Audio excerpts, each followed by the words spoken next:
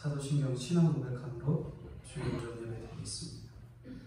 전능하사 천지를 만드신 하나님 아버지를 내가 믿사오며 그 외아들 우리 주 예수 그리스도를 믿사오니 이는 성령으로 잉태하사 동정녀 마리아에게 나시고 본디오 빌라도에게 고난을 받으사 십자가에 못 박혀 죽으시고 장사한 지 4일 만에 죽은 자 가운데서 다시 살아나시며 하늘에 오르사 전능하신 하나님 우편에 앉아 계시다가 저희로서 산자와 죽은 심판하러 오시리라.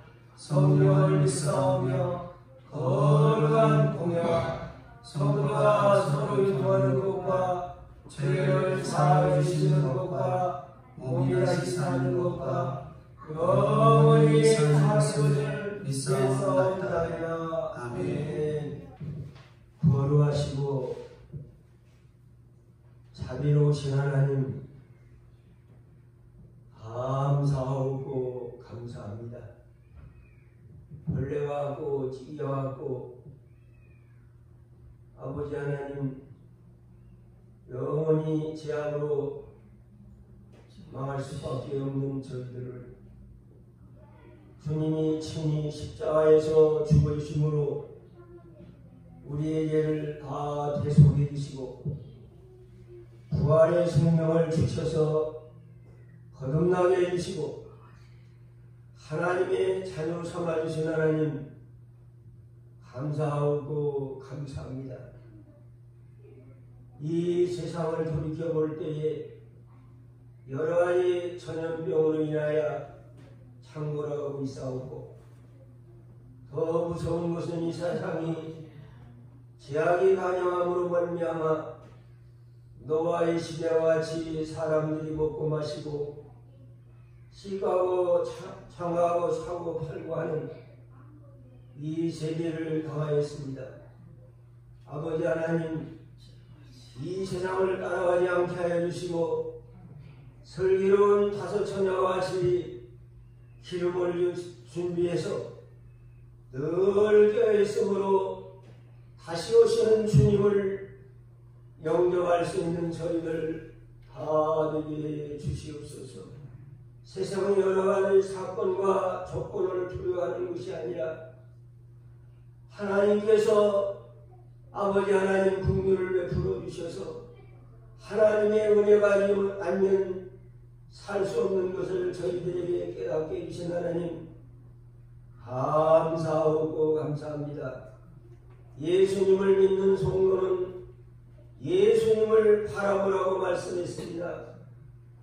그러나 아버지 예수님을 바라보지 아니하고 육신적이고 세상적인 것을 바라보며 살아갔던 모든 죄를 용서해 주시고 주님의 십자가에서 구속해 주신 예수님을 날마다 바라봄으로 말미암아 주님을 섬길 수 있게 해 주시옵소서.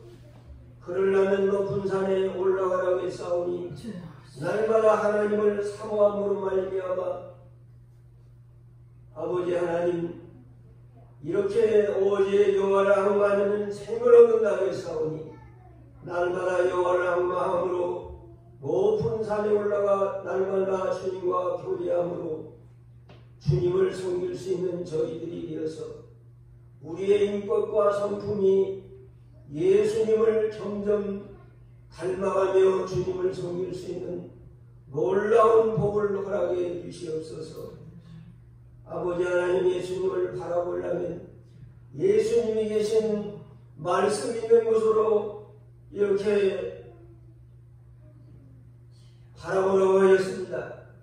우리가 하나님의 말씀을 읽고 그 말씀을 묵상하고 그 말씀대로 살기를 힘쓰므로 말미암아 날마다 주님을 바라봄으로 우리 속에 영적 생명의 양식을 먹고 날마다 힘있게 신앙을 걸어갈 수 있도록 은혜를 베풀어 주시옵소서.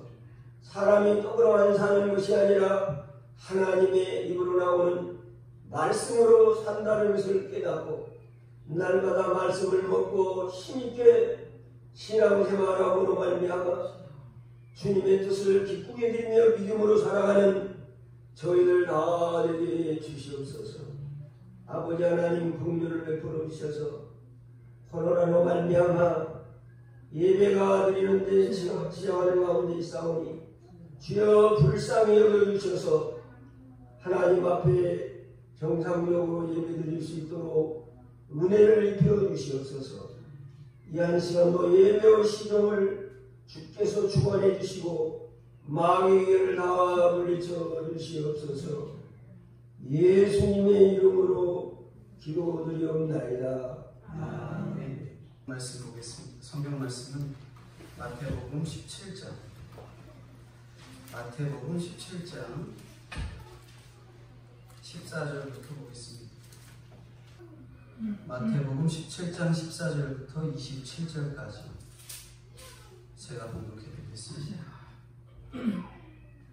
그들이 무리에게 이르매 한 사람이 예수께 와서 꿇어 엎드려 이르되 주여 내 아들을 불쌍히 여기소서. 그가 간질로 심히 고생하여 자주 불에도 넘어지며 물에도 넘어지는지라. 내가 주의 제자들에게 데리고 왔으나 능히 고치지 못하더이다.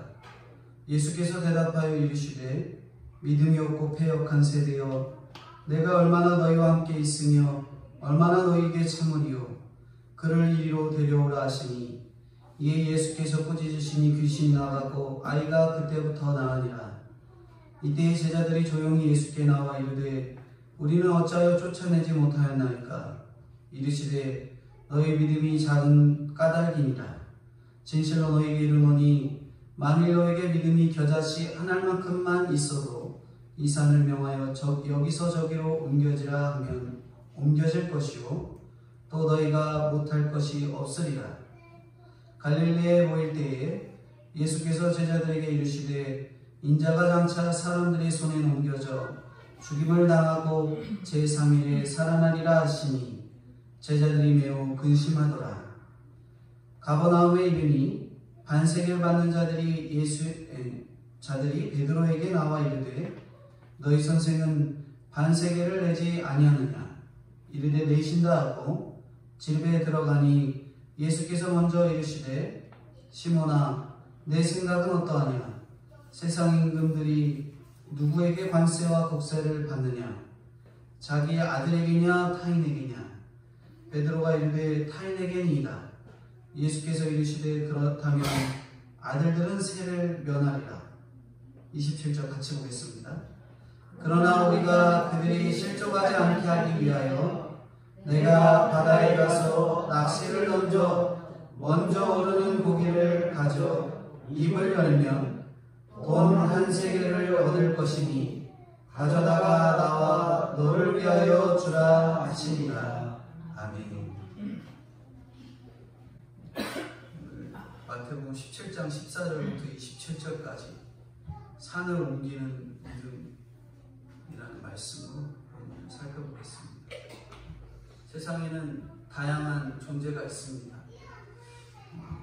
독수리나 까마귀처럼 죽은 시체를 처리하는 그런 존재가 있는 반면에 의사나 꽃에 꽃가루를 전하는 나비나 벌새나 이런 죽어가는 것을 살리는 존재가 있지요. 근데 이왕이면은 생명의 일을 하는 것이 좋겠다 하는 것입니다. 그렇다고 직업의 귀천을 말하는 것이 아닙니다.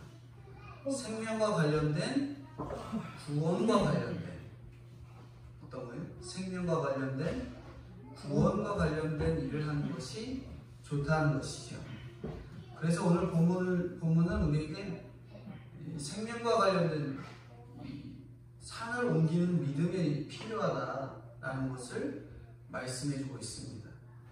첫 번째로 생명에 관한 일을 하기 위해서 우리가 어떤 일을 해야 되는가? 생명에 관한 일을 하기 위해서 우리가 항상 자유로운 이 세상에 막 유람선 타고 관광선 타고 돌아다니는 게 아니라 우리가 항상 영적인 전투 군함에 타고 있다는 것을 우리가 항상 깨달아야 되는 거죠. 그러니까 첫 번째 말씀은 우리가 영적 전투 속에 있음을 깨달아야 됩니다. 죄와 슬픔, 죽음이 이 세상의 특징이 뭐라고요? 죄와 슬픔과 죽음이 세상의 특징입니다. 그러니까 이 땅에서 우리가 살아가면 당연히 편할 수가 있어요, 없어요? 편할 수가 없죠. 죄와 슬픔과 죽음이 세상의 특징인데, 우리가 탄 배는 다시 말씀드리지만 놀러다니는 유람선이 아니에요. 그게 아니라 전투함입니다. 전투. 죄와 슬픔과 우의 권세 속에서 그냥 어떻게 마냥 웃고 즐거울 수가 있겠어요? 늘 심각해야 됩니다. 그러면 우리가 영적인 전쟁을 치러야 돼요. 전투함에 앉아서 전투를 해야지 그냥 가서 관광하는 게 아니잖아요. 우리가 전쟁을 치러야 됩니다. 14절 15절을 한번 읽어주시겠어요? 그들이 그에게 이르매 한 사람이 예수께 와서 꿇어 엎드려 이르되 주여 내 아들을 불쌍히 여기소서. 그가 간지로 시기 고생하여 아주 굵고 넘어지며 물에도 넘어지느냐. 네. 여기 그들은 누구냐면은 변화산에 올라갔던 예수님과 세 제자입니다. 최고의 신앙 인격을 가지고 내려왔는데 이제 엎드려가서 날 도와달라고 해요. 날 도와달라 한 사람이 기다리고 있는 거죠. 우리가 예수님 만나고 왔으니 너무 은혜가 되고 좋은 일만 있고 좋은 것만 보고 싶은데, 내가 예수님 만나고 구원받았는데 구원받은 일에 정말 좋은 일만 있을 것 같잖아요. 근데 막상 변화산에서 내려갔더니 누굴 만나는 거예요? 어려운 사람, 힘든 사람. 오히려 이런 사람 도와주라고, 사명 잘 감당하라고 거룩한 신앙 인격을 허락해 준 겁니다. 주님이 고쳐주는 사람은 누군가 다 고쳐주는 게 아니에요. 바로 오늘 본문에서처럼 간절히 꿇어 엎드리는 자를 하는 예수님께서 이렇게 고치신 거죠. 15절에 같은 내용을 누가복음에 같은 내용의 이 누가복음을 보면은 이 아들이 다른 아들이 아니라 외아들. 어떤 아들이요? 외아들입니다. 외아들. 간질 자체 단어를 원어로 살펴보면은 미쳤다라고 표현하고 있거든요. 원어는 미친 병에 걸렸다 이렇게 표현하고 있습니다. 이렇게 자식에 대해서 내 자식이 미쳤습니다 라고 예수님 앞에 말한 거예요. 솔직히 가갖고 우리 아들이 좀 아픈데 와서 좀 해결해 주십시오 그렇게 얘기할 수 있는데, 다른 거 다 빼고 거두절미하고 내 아들 미쳤으니까 와서 구해 주십시오, 진실하게 현실적으로 객관적으로 주님께 아는 거예요. 자녀가 미쳤다는 것은 우리가 이 유대인들 사회에서는 질병에 걸리고 아프고 하는 것은 다 뭐로 여겼어요? 그 사람이 죄로 여겼거든요. 저 사람이 죄 지었기 때문에 저런 괴로움을 받았다. 자녀가 저렇게 미친 병에 걸린 건 이 사람이 죄를 지었기 때문에 그런 거다라고 여겼을 거랍니다. 그럼에도 불구하고 예수님 앞에 가서 내 아들이 미쳤습니다 얘기하는 것은 내가 죄인입니다. 내가 뭐다? 내가 죄인인 것을 인정하면서 주님께 아뢰는 거예요. 자기 드러낸 겁니다. 자녀들만 여기 본문에 보면은 불에도 넘어지고 물에도 넘어진다. 이게 자녀들만 물불에 넘어지는 게 아니에요. 미치고 중독되고 심히 오래 고생시키는 사람들이 밤낮 하는 말이 뭐예요? 불 질러버린다. 자녀는 뭐예요? 집 나간다. 그렇게 협박합니다. 싸우다 보면은 나중에는 뭐예요? 싸우다 보면은 부모 자식 간에도 싸우고 부부 간에도 싸우고, 싸우면 뭐예요? 물건 죄다 집어던지잖아요. 이게 다 미친 사람들이 하는 일이에요. 그러나 이 부모는 이 아들을 보면서 정말 땅끝까지 경험했기 때문에 누굴 찾아온 거예요? 바로 예수님을 찾아온 거예요. 처음에는 제자들을 찾아갔는데 제자들이 그걸 해결해주지 못하니 또 예수님을 와갖고 찾아온 거예요. 혼자서 괴로움을 참고 견디다가 이제는 예수님을 찾아왔습니다. 아들이 죽게 됐는데 부모로서 자녀가 죽게 생겼는데 뭐가 부끄럽겠어요? 그렇게 예수님 앞에 나오면 이 사람이 하는 행동이 무릎 꿇고 엎드리는 것처럼 우리가 자녀가 그렇게 힘들고 어려우면 예수님 앞에 나와서 불쌍히 여겨달라는 그런 기도밖에 나오지가 않는 거예요. 하지만 보통 사람들은 그 자녀가 고쳐질 것만 같아갖고 끝까지 객관적으로 보지 못해요. 얘가 조금 정신이 없어요. 얘가 조금 아픈데 이것만 고쳐주시면 됩니다. 10년 동안 속썩여도 20년 동안 속썩여도 뭐라고 말하면 우리 자녀가 아주 형편이 없는데 그래도 나름대로 열심히 하려고 하는데 대학에만 가면 좀 잘 될 겁니다. 이번 한 번만 넘기면 괜찮아질 겁니다. 하다가 결국 어떻게 되는 거예요? 죽는 겁니다. 자식에게 속고 그렇게 자식에게 속고 싶은 자식에게 속고 싶고 결국에는 자신에게도 속고 싶은 거죠. 심각하게 보기가 싫어. 그래서 괜찮다 하면서 늘 주님 앞에 엎드릴 생각을 안 하죠. 이 상황이 굉장히 심각합니다 라고 누가 주변에 얘기해줘도 나는 괜찮을 거야. 곧 될 거야. 곧 해결될 거야. 그러면서 넘어가려고 하는 거예요. 그러니까 엎드려지지가 않는 거예요. 교회 나와서 기도가 안 나오고 그렇게 되는 겁니다. 그러니까 여기 본문에 나온 아버지 이 한 사람이 얼마나 대단한 거예요. 우리는 그냥 조금 있으면 잘 되겠지. 어떻게든 되겠지. 그런 생각을 하고 있는데 여기 있는 아버지는 당장 예수님 아니면 안 되겠다. 죽을 수도 있겠다. 언제 갈지 모르겠다 하는 마음으로 주님 앞에 나왔으니까 얼마나 대단한 거예요. 모두가 이렇게 체면 때문에 자존심 때문에 이렇게 못하고 차라리 나가 죽어라 하면서 악을 쓰고 있는데 오늘 본문에 나오는 한 사람만 예수님 앞에 꿇어 엎드린 겁니다.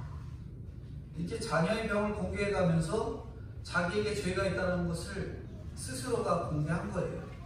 예수님이 그 아버지의 믿음을 본 거죠. 16절입니다. 16절 한번 읽어주세요.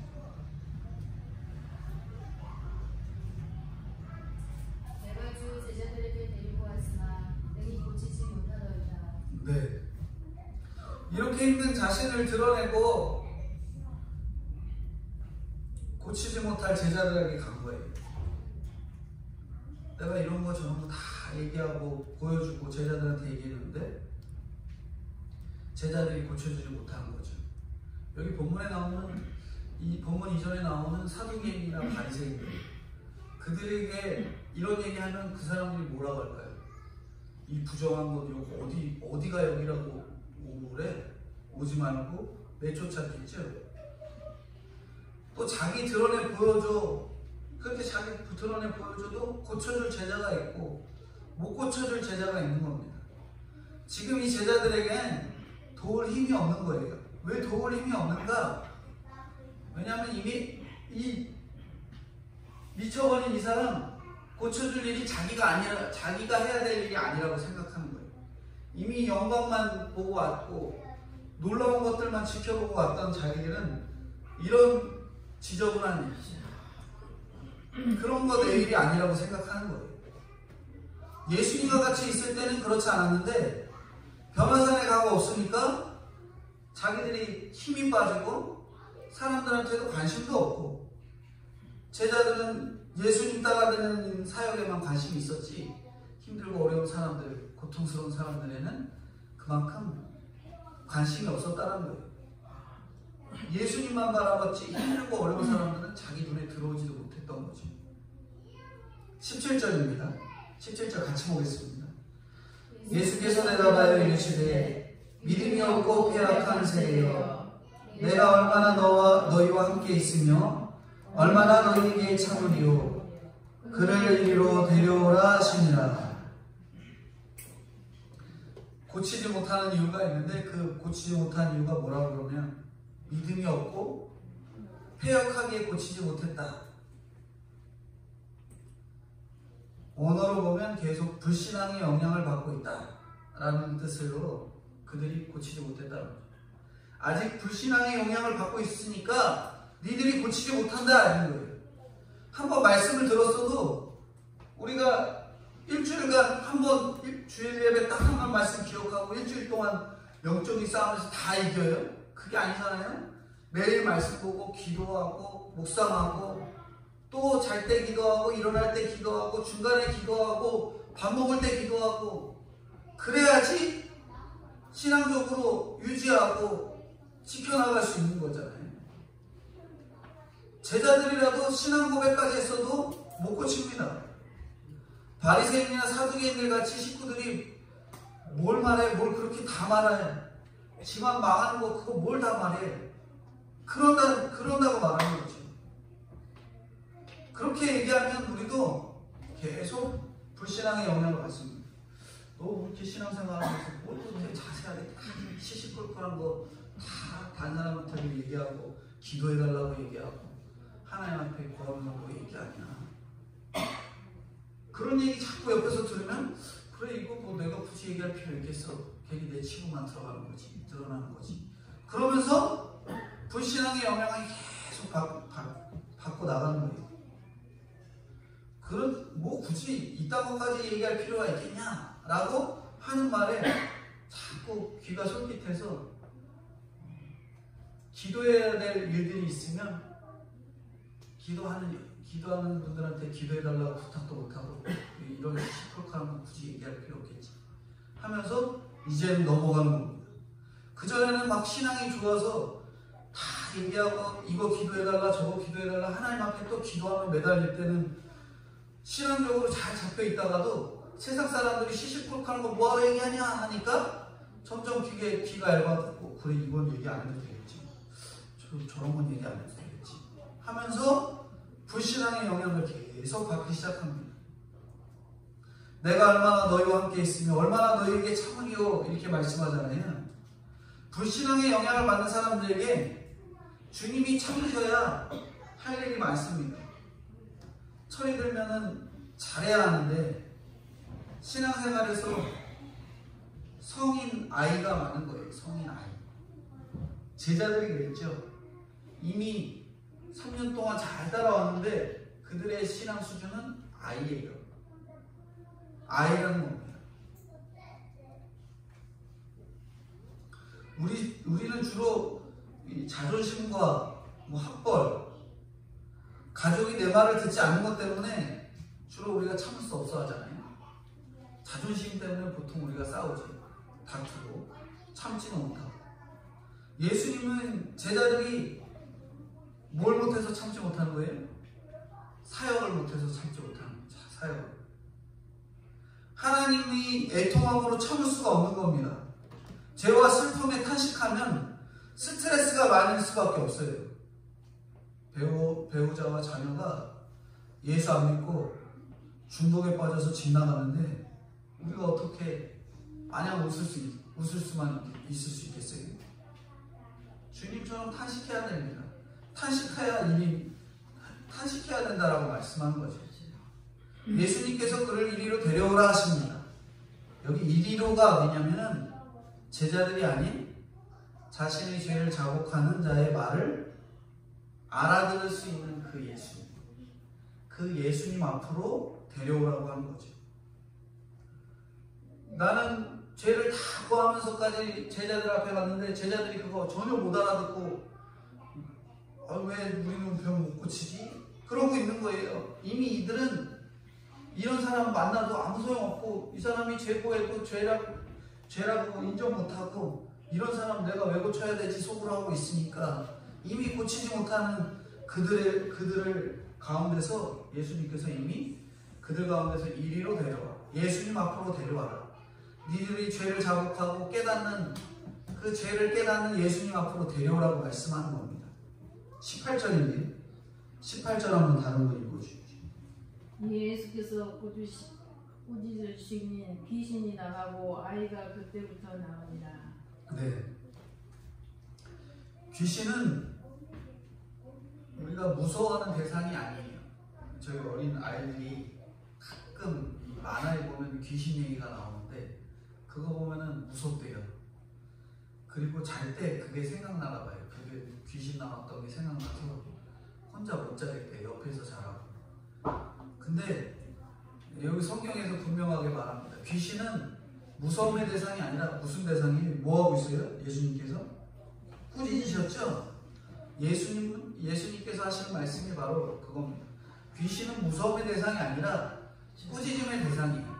그러니까 우리가 귀신을 보았다고 하는 자나 귀신을 볼 것에 대한 두려움을 가진 자들이 해야 되는 말이 항상 뭐냐면 예수님의 이름으로 물러나라.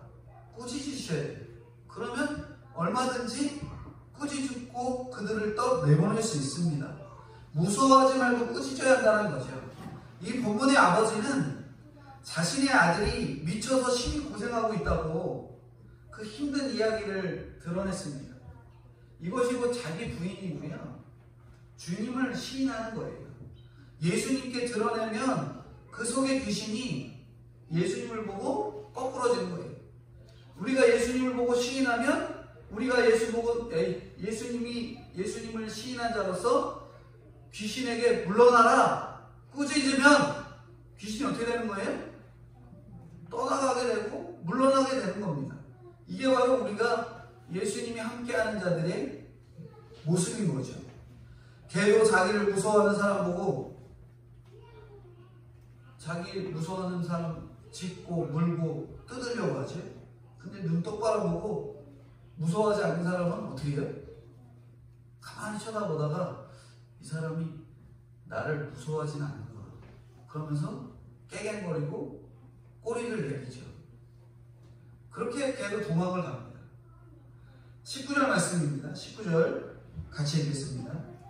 이때 제자들이 조용히 예수께 나와 이르되 우리는 어찌하여 쫓아내지 못하였나이까.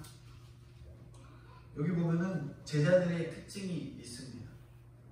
사두개인이나 바리새인들은 모르면 뭐 줬다오야 하면서 그냥 떠나가고요. 그나마 제자들은 뭐예요?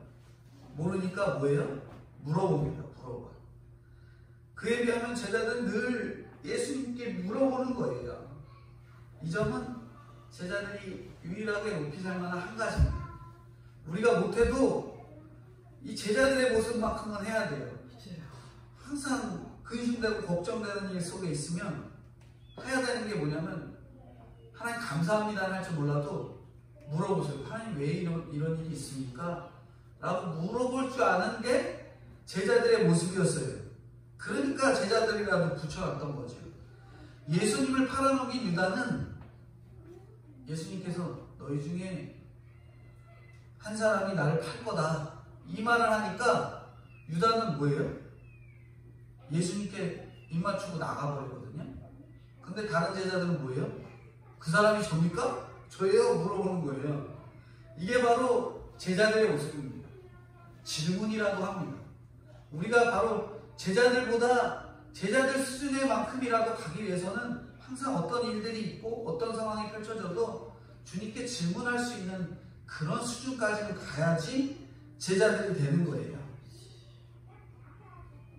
무슨 말 하면은 저거 혹시 내 얘기 아닌가? 하면서 주님께 물어봐야 되는 거예요. 그런 사람에게 소망이 있습니다.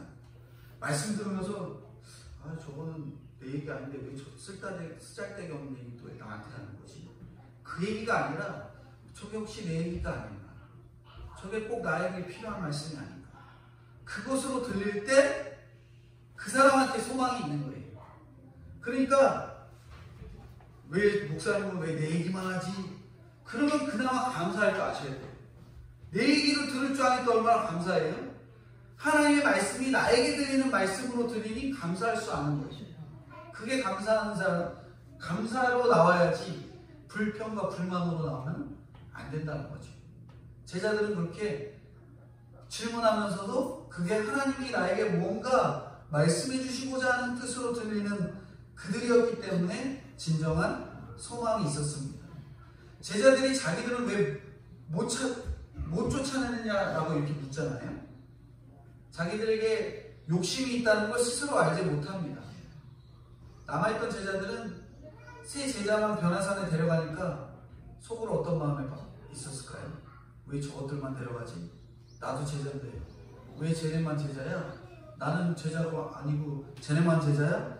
그런 시기와 질투에 빠지죠. 다른 사람은 귀신도 쫓아내는데 왜 나는 안 되는가? 우리도 똑같습니다. 왜 내 부모, 내 남편, 내 자녀는 왜 안 되는가? 왜 나는 용서가 안 되고 사랑이 안 되는가? 예수님이 이 상황을 안 당해보셔서 모르겠지만 정말 이건 힘든 것 같습니다. 이렇게 힘든 건 처음이라고요. 이렇게 합니다. 그런 제자들에게 주님이 이렇게 대답하는 거예요. 20절 뭐라고 말씀하십니까? 같이 읽어보겠습니다. 이르시되 너희 믿음이 작은 까닭이니라. 진실로 너희에게 이르노니 만일 너희에게 믿음이 겨자씨 한 알만큼만 있어도 이 산을 명하여 여기서 저기로 옮기라 하면 옮겨질 것이요 또 너희가 못할 것이 없으리라. 이렇게 말씀하십니다. 예수님께서 믿음 없어 보이고 질투에 빠진 그 제자들, 왜 저는 고치지 못하죠? 하는 그 제자들에게 그래도 야 너네 믿음이 없구나 이렇게 말씀하지 않으시고 뭐라고 얘기해요? 작다 하시면서 믿음이 있어야 하는데 어떤 믿음이 있어야 하는가? 두 번째로 말씀은 오늘 본문의 두 번째 말씀이 뭐냐면 바로 산을 옮길 믿음이 있어야 한다라고 말씀합니다. 두 번째 말씀입니다. 믿음이 있어야 하는데 어떤 믿음이 있어야 하나? 산을 옮길 만한 믿음이 있어야 한다. 여기 산을 옮길 믿음 얼마나 대단한 믿음이에요. 큰 믿음 같잖아요. 그게 아닙니다. 본문에 보니까 겨자씨만큼, 한 겨자씨만큼의 믿음이라고 합니다. 우리가 99%가 성품이고 1%가 믿음인데 그 믿음이 없는 거예요. 그 믿음이 없으면 구원 받아요? 못 받아요? 못 받습니다. 내 남편, 내 자녀 때문에 속상한 감정은 1%만 가지고 남들을 위해 기도해도 놀라운 역사가 일어나는 거죠. 근데 우리는 이 1%를 남을 위해 그렇게 못 써요. 내 남편, 내 자식 생각할 때 마음 아픈 것에 1%가 없어서 나도 힘들고 남도 힘들게 하는 겁니다. 여기 중요한 건 뭐냐면 겨자씨만한 믿음도 결코 내 힘으로 집어넣을 수가 없는 거예요. 우리가 억만큼 준다 해도 안 된다라는 거지. 믿음 들어가면은 내가 잘 사는 내가 말씀으로 잘 사는 것밖에 없습니다. 겨자씨와 산은 비교의 대상이 아니에요. 우리가 겨자씨 그리고 산 그러면 대소의 구분으로 말하는 게 아닙니다. 겨자씨는 너무 작잖아요. 벌새가 꽃가루를 옮겨주면 겨자씨보다 작은 꽃가루가 생명을 피워내죠. 겨자씨가 너무 작고 형편이 없어도 죽어지면은 거기에 생명이 피어납니다. 겨자씨라는 것은 지극히 작은 믿음 하나만 있어도 죽어지기만 하면 생명을 주는 거예요. 우리가 믿음이 있다라고 해도 믿음이 정말 코딱지만큼만 있어도 그 믿음만 가지고 겨자씨처럼 내가 죽어지려고 내 가정에서 내가 간 직장에서 내가 있는 환경에서 죽어지려고 하면 그게 바로 생명이 일어나고 생명을 피워내는 겁니다. 겨자씨가 너무 작고 형편이 없어도 바로 그렇게 생명이 피어나는 거죠. 살아있는 믿음입니다. 중독과 병을 낫기 위해서 힘든 자기의 그런 죄, 내 자녀가 미쳤다 하는 것, 그걸 드러내서 데려왔는데 겨자씨만큼의 믿음이 없어서 제자들이 고치지 못하는 거예요. 21절입니다. 21절은 없음으로 나와 있잖아요. 근데 다른 성경에는 뭐라고 되어 있냐면 누가복음에 이런 이유는 기도와 금식에는 나가지 않는다 기록되어 있습니다. 마가복음에는 이 말씀을 왜 기록하는가요? 마가복음은 이방인을 대상으로 기록했기 때문에 기도를 언급했던 것이고요. 마태복음은 유대인들을 향한 기록이기 때문에 이 본문을 뺐다고 여겨집니다. 겨자씨처럼 죽어질 생각은 하지 않고 기도의 본질을 잊고 그냥 맨 시간 때우기식으로 기도하는 유대인들에게 자꾸 그런 방향으로 가지 않게 하기 위해서 마태복음은 유대인들의 그 율법적이고 기도에 빠지고 그러한 것들 방향으로 꺾지 않게 하기 위해서 여기 이 부분을 그냥 제외하고 그 다음으로 넘어갔던 것 같아요. 예수님이 죽인 유대인들, 바리새인들이 툭 하면 기도하고 금식하니까 그 본문을 쏙 빼놓은 거예요. 그리고 이 다음 그 절로 넘어가는 거죠. 22절, 23절입니다. 22절, 23절 한번 읽어주세요. 갈릴리에 모일 때 예수께서 제자들에게 이르시되 인자가 장차 사람들의 손에 넘겨져 죽임을 당하고 제3일에 살아나니라 하시니 제자들이 매우 근심하더라. 네. 겨자씨만한 믿음은 죽어지는 건데 예수님께서 다시 한 번 더 고난받고 고난의 복음 십자가에 죽어주신 그것을 다시 말씀합니다. 근데 제자들은 또 뭐예요? 근심했다 그러죠. 근심했다. 매우 근심했다. 보세요. 우리 말씀 듣고 고난이 있습니다 라고 얘기하면 처음에 들을 때는 그러려나 보다 그러고 이렇게 지나가요. 그러다가 시간이 지나서 고난이 있습니다 라고 갑자기 들리더니 자꾸 내한테 회사에서도 가정에서도 힘든 일이 자꾸 오는 것 같아요. 힘들죠. 어렵죠. 그러니까 어떤 마음이 들어와요? 이거 진짜 예수님 믿으면 더 힘들고 어려운 일 벌어지는 거 아니야? 그래서 근심하고 걱정하는 거예요. 아무리 들어도 성령이 임하지 않으면 고난 이야기가 뭐한 거예요? 두려운 거예요. 걱정이 되고 앉으나 서나 기복에 빠져서 기복주의적인 생각만 하고 나갑니다. 교회 와서도 돈 잘 벌고 자녀들이 잘 되는 게 우리의 소원, 꿈에도 소원, 그게 바로 그냥 자녀들 잘 되는 거예요. 17장의 신앙 고백 이후부터 고난받고 죽으실 것을 말씀하시니까 제자들이 예수님을 속으로 뭐 하는 거예요? 의심하는 거예요. 그 전까지만 해도 막 오병이요, 칠병이요, 사람 고치고 병 고치고 하는데 갑자기 막 죽는다, 고난받는다, 죽어질 거다 이런 얘기하니까 속으로 걱정이 되고 의심이 되고 근심이 되는 거예요. 부활은 믿어지지 않고 죽는 건 또 너무 싫기 때문에 그런 거죠. 제자들에게 귀신 쫓는 능력, 권능을 이미 주셨고 누가복음 보면 제자들이 병 고치기도 했잖아요. 그러나 연약한 초신자일 때 들어준 기도만 좋아갖고 마지막 갈 길이 십자가라는 말씀은 이해가 되잖아요. 초신자들에게 예수 믿으면 구원받습니다. 구원 좋죠. 그리고 왔는데 구원을 위해서 고난이 있습니다. 고난은 좀 싫은데 이런 얘기가 자꾸 들리지 않는 거예요. 이게 들어오지가 않고 걱정이 되고 뭐 하는 거예요?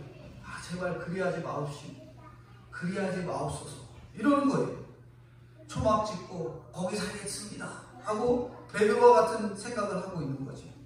예수님 의심하고 근심하는데 능력이 나와요 안 나와요? 나올 리가 없는 거죠. 그러니까 병 못 고쳤던 거예요.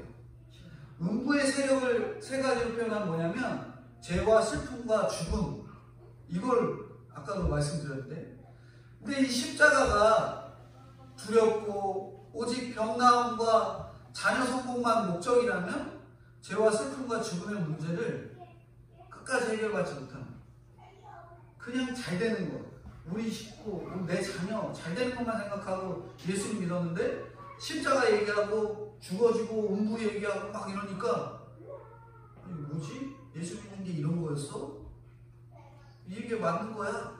하는 생각이 자꾸 나오는 거지. 어떤 분이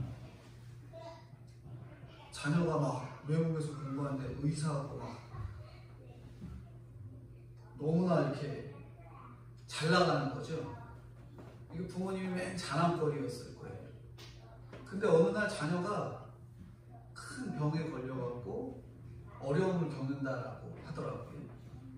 그때 부모님이 교회에서 신앙생활 잘 하시던 분이 왜 이러냐? 내가 신앙생활 이렇게 하고 있는데 왜 내 자녀는 이렇게 됐냐? 근심하고 걱정하는 거죠. 물론 부모라면 자녀가 아픈 거 걱정하고 근심할 수 있습니다. 근데 하나님을 의심하는 것은 바로 이 제자들의 모습과 다를 것 없다라는 거예요. 왜 나는 못 고치죠? 왜냐하면 아직 초신자의 자리에 머물러 있기 때문에 그것을 이해하지 못하고 나아가는 것입니다. 십자가와 부활에 대한 의심이 없을 때에야 능력 있는 그런 사역을 할 수 있다는 거죠. 정말 이 믿음이 학벌과는 상관이 없습니다. 세상적으로. 요한일서 3장 16절에 보면 그가 우리를 위하여 목숨을 버리셨으니 우리가 이로써 사랑을 알고 우리 형제들을 위하여 목숨을 버리는 것이 마땅하니라. 이 믿음이 있으면 승리할 수 있습니다. 고통받는 형제들을 눈물을 닦아줄 수 있는 거죠. 그래도 우리 목숨을 버리기가 너무 좋아요, 싫어요? 내가 죽어지기가 쉬워요, 어려워요? 정말 어렵죠. 나아가서 너무 싫습니다. 내가 왜 저 사람 때문에 이렇게 목숨을 버리고 죽어줘야 돼? 그게 너무 싫은 거예요. 예수님은 우리를 위해서 목숨을 버리셨는데 우리는 100% 기복으로 기도하고 금식하는 거예요. 우리의 기도가 겨자씨 되게 해달라는, 잘 죽게 해달라는 내용으로 바뀌어야 될 것입니다. 저 이거 주십시오가 아니라 저 겨자씨만한 믿음만 있게 해주십시오라고 기도할 수 있는 게 정말 우리의 참 믿음의 기도가 되는 겁니다. 이게 바로 우리가 산을 옮길 만한 믿음이에요. 진짜 믿음은 겨자씨만한 믿음으로 한 영혼이라도 살려내고 내 가족 식구라도 살려내고자 하는 그런 믿음의 기도라는 게 진짜 산을 옮길 만한 기도가 되는 겁니다. 하여튼 세 번째로 뭐냐면 진짜 내가 옮겨야 될 산은 뭘까요? 이걸 말씀합니다. 세 번째는 내가 옮겨야 될 산. 태산같이 높은 산을 겨자씨가 되어서 옮기겠습니까? 그런데 그럴 수 있다고 하시는 거예요. 겨자씨가 돼서 그런 태산 같은 높은 산을 옮길 수 있다는 거죠. 저희가 옮기고 싶은 태산이 뭐예요? 오늘 이 땅에서 우리가 옮기고 싶은 태산이 뭡니까? 저는 잘 되고 싶습니다. 출세하고 싶습니다. 가문의 영광을, 병의 회복을, 좋은 학교를, 막 세상 사람들 막 보면 최다 너 최고로 원하는 게 뭐야? 저는 로또라도 한 건 당첨돼갖고 잘 살고 싶은데요. 그렇게 얘기를 하고 있습니다. 그러나 제자가 된 우리가 옮겨야 될 산은 각종 병, 고통받는 자를, 그들에게 그 사람들을 하나님 말씀의 자리로 옮기는 것. 산을 옮기기 위해서 구체적으로 뭐 하라고 하냐면 여기 뒤에 보면은 성전 세금부터 내라는 거예요. 성전 세금부터. 24절부터 26절까지 한번 읽어주십시오. 24절부터 26절까지. 가버나움에 이르니 반세계를 받는 자들이 베드로에게 나와 이르되 너의 선생은 반세계를 내지 아니하느냐. 이르되 내신다 하고 집에 들어가니 예수께서 먼저 이르시되 시몬아 내 생각은 어떠하냐. 세상 사람들이 누구에게 관세와 국세를 받느냐. 자기 아들에게냐 타인에게냐. 베드로가 이르되 타인에게입니다. 예수께서 이르시되 그렇다면 아들들은 세리를 면하리라. 네, 제가 이 본문을 읽으면서 계속 여러 번 읽으니까 이 본문이 해석이 되더라고요. 보면은 자세히 읽어봐야 됩니다. 어마어마한 기도와 금식이 아니라 성전세를 내는 것부터 시작해야 한다고 하는 거예요. 성전세를 받는 이들이 베드로에게 뭐라고 얘기해요? 너희 선생은 세금을 내냐? 이렇게 물었어요. 그랬더니 베드로가 하는 말이 내신다. 왜? 이렇게 대답하고 집으로 돌아오니까 예수님이 가르쳐 주신 거예요. 내가 나를 살아계신 하나님의 아들이라고 고백했는데 주인이 아들에게 집세 받은 거 봤냐? 이러는 거예요. 나는 아들이니까 낼 필요가 없다. 이러는 거예요. 너는 내가 하나님의 아들인 것을 온전히 알지 못하고 고백한 거야. 베드로, 너는 반세겔 내야 하지만 나는 안 내도 된다. 근데 예수님이 마지막에 하는 말이 뭐냐면, 안 내도 되지만 내가 낸다. 이렇게 말씀합니다. 안 내도 되지만 내가 낸다. 그렇게 말씀합니다. 27절인데요. 27절 다 같이 읽겠습니다. 그러나 우리가 그들이 실족하지 않게 하기 위하여 내가 바다에 가서 낚시를 던져 먼저 오르는 고기를 가져 입을 열면 돈 한 세겔을 얻을 것이니 가져다가 나와 너를 위하여 주라 하십니다. 여기 안 내도 되지만 오해받지 않기 위하여 낸다. 오해받지 않기. 여기 언어가, 오해라는 뜻은 스캔들이에요. 스캔들. 구설수. 예수 믿는 데에 걸림돌 되지 않기 위해서 한다는 거죠. 베드로, 야고보, 요한에게는 변화사의 영광을 보여주셨지만 부활을 보지 못하고 예수 믿지 않는 이 세상 사람들을 위해서 성전세를 내신다는 거죠. 이 땅에 육신으로 오셨기 때문에 세상법에 복종하겠다는 거죠. 근데 무조건 복종하는 게 아니라 뭘 위해 복종해요? 구원을 위해서 분별하면서 복종해야 됩니다. 우리가 구원을 위해 복종해야 된다는 거예요. 제가 2주, 지난주 이러면서 자꾸 개척교회에서 확진자가 나왔다. 자꾸 이 내용이 나오니까 좀 속상하더라고요. 왜냐하면 저희가 개척교회와 동일하니까. 근데 자꾸 이 조그만 교회들을 언급을 하게 되고, 조그만 이 형편이 어려운 상황에 있는데도 자꾸 언론에서 언급을 하고, 어제 오늘 사이에 재난 문자 보셨어요? 종교활동 자제, 종교활동 자제 이게 나오잖아요. 근데 이 문자를 보면서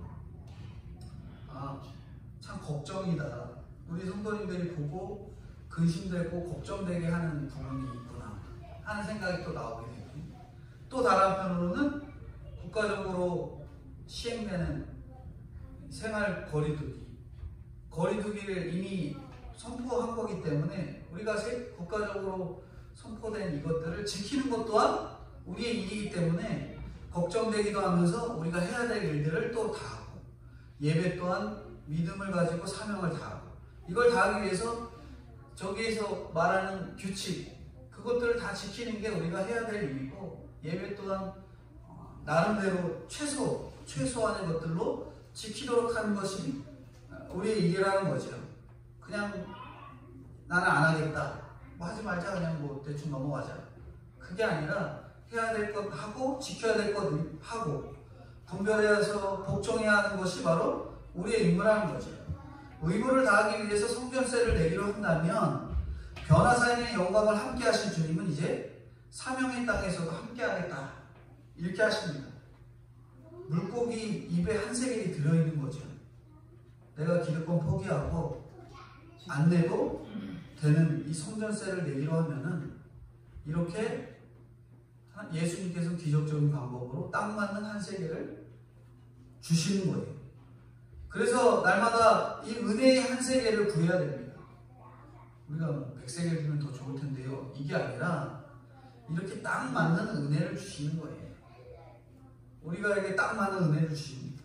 주님이 나와 함께 계심을, 건져주심을, 짐을 져주심을, 순종하기로 세금을 내기로 마음만 먹으면 주님이 주시니 염려하지 말고 두려워하지 말고, 그렇게 믿음으로 내가 내야 될 것, 내가 받아야 될 것, 내가 실행해야 될 것, 국가적으로 지켜야 할 것, 그것을 다 실행해내므로 두려워하지 말고 나아가야 됩니다.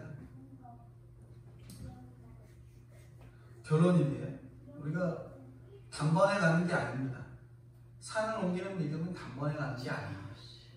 험하고 높은 길을 믿음으로 싸우고 오르고 산을 옮기는 믿음이 되어 나가야 되는 겁니다. 내 가족이나 친구나 자녀나 부모나 배우자가 변하지 않아도 그 상황을 객관적으로 인정하면서 복음으로 그들을 꾸짖고 그들이 이미 세상에 중독되어 미쳐 있다면 복음으로 꾸짖고 복음으로 인도해 교회로 인도하고 나아가야 합니다. 나의 고난으로 다른 사람을 살리고 나가는, 나의 어려운 형편과 힘든 일들로 다른 사람들을 구원의 자리에 이끌 수 있도록 힘쓰는 저와 성도님들이 되어야 될 것들을 오늘 삶을 옮기는 믿음, 겨자씨만한 믿음만을 가지고라도 나아가시는 저와 성도님들이 되어야 될 것. 그리고 겨자씨만한 믿음이 작은 게 아니라 그 작은 믿음도 쉽게 우리가 감당할 수 없음을 알고 그걸 감당할 수만 있는 믿음이 있게 해달라고 나아가시는 저와 성도님들이 되어야 되겠습니다. 기도하겠습니다. 거룩하신 하나님 아버지, 은혜와 사랑을 감사합니다. 죄와 슬픔이 가득한 이 땅에서 유람선이 아닌 전투함을 타고 가는 이 성도의 인생임을 깨닫는 저희들이 되게 하셔서 늘 누워서 자고 게으르게 신앙생활이 하는 것이 아니라 늘 어떤 전쟁이 치러질 것에 대한 준비와 자세를 갖추고 나아가는 저와 성도들 될 수 있도록 은혜로 함께하여 주시옵소서. 변화산에서 주님의 영광을 보고 내려온 제자들에게 한 사람이 간질로 심히 고생하는 아들을 데려왔다고 합니다. 제자들이 예수님을 따르며 최고의 영광을 바라보았지만 그들이 사역에만 관심이 있고 사람에는 관심이 없어서 그를 고치지 못했다고 말씀합니다. 오늘 저희도 기적과 표적에만 목적을 둔 인생이 되지 않게 하시고 복음이 전해지지 않는 사람들에게 복음 전파가 우선임을 깨닫는 저희가 될 수 있도록 은혜로 함께하여 주시고 인도해 주옵소서.